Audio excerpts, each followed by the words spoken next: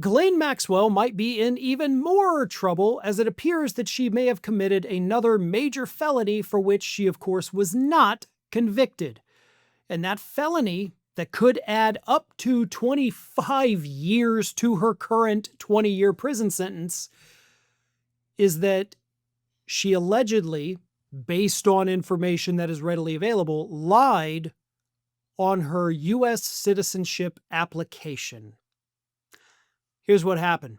On that U.S. citizenship application, the N-400 application that Maxwell submitted to the U.S. District Court for the Southern District of New York, they're asked a bunch of questions, but here are two of the questions that are of, relevance.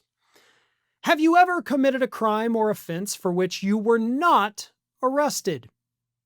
The second question, have you ever been a prostitute or procured anyone for prostitution? Now, on her application, Maxwell said no to both of those questions, and in the year 2002, the application was approved. So that was 2002 that she says, nope, I've never committed a crime. I've never procured anyone for prostitution. Definitely not that. Sure enough.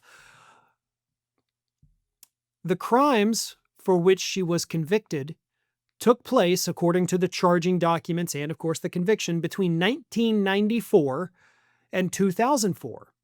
So you can't try to argue that, well, she committed the crimes after she filled out the application. Nope, not according to her own conviction. That's illegal. 25 years, up to 25, should be added to her prison sentence upon a new conviction here. Or, better yet, deport her. Send her back to France.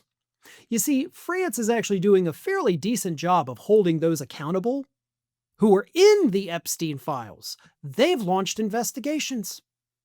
Criminal investigations, not just what the U.S. is, oh, we'll look into it. No, they're taking it very seriously. So I can't imagine what France would do to Ghislaine Maxwell.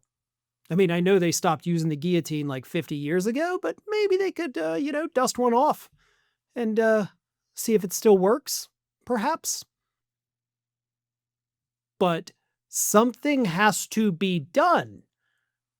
This is cut and dry. Like, granted, we can't call her a, liar on this because he could get sued, but then again, we'd win that lawsuit, right? But we have the application, we have the conviction.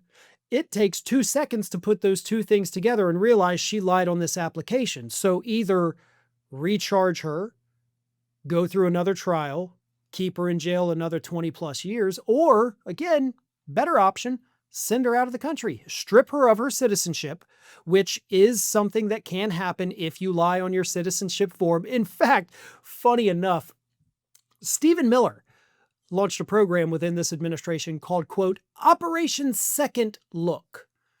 And Operation Second Look, which I've spoke about in the past, is where they go back through people's citizenship applications and see if they could find anything irregular. Maybe they lied on it, maybe they said something wrong, maybe they misspelled a word. And if we can find that, we strip them of their citizenship and deport them out of the country. Well, Stephen, I'm not a fan of that program at all. I think it's evil and arbitrary, but if you want to do it, here it is.